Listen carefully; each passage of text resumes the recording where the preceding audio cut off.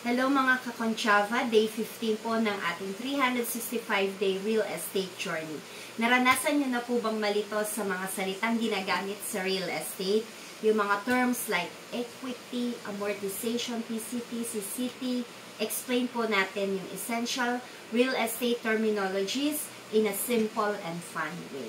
Kaya stay tuned po kayo hanggang dulo para po hindi po kayo malito. Ang equity po, ang share mo sa property. Sa madaling salita, ito po yung halaga na pagmamay-ari mo na hindi na utang. Example po, bumili ka ng bahay worth 5 million. Nag-down payment ka ng 1 million. Yung equity nyo, yun po yung 1 million. The more you pay, the bigger your equity. Ang down payment ay bahagi po ng equity. Pero hindi po lahat ng equity ay galing sa down payment. Habang nagbabayad ka ng loan principal, lumalaki po yung equity mo sa property.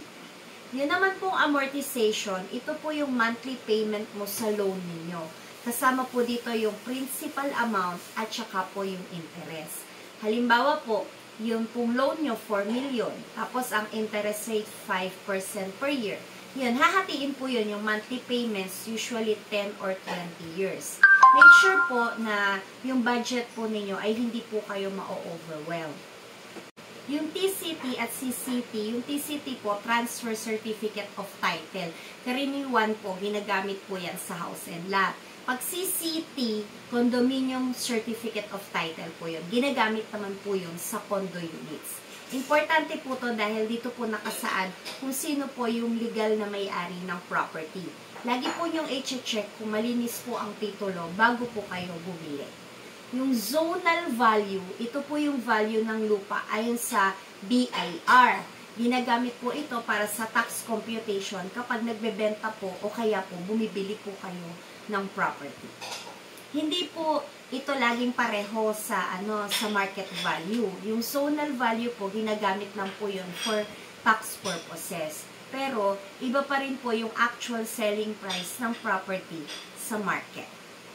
Yun naman po tinatawag na earnest money. Ito po yung initial deposit na binibigay ng buyer kapag ipakita po yung seriousness ninyo sa pagbili po ng property. Kaya hinihingan siya ng earnest money.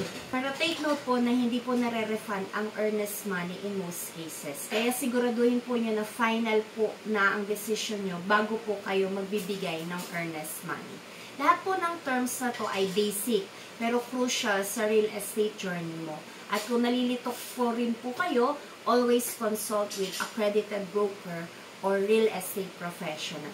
Nandito po kami para mag-guide po sa inyo. This is Natalie Concha of VS Concha Realty. Kaya po ang topic po natin ay Developer Assisted Loan versus Retail Account in Pag-ibig Housing Loans.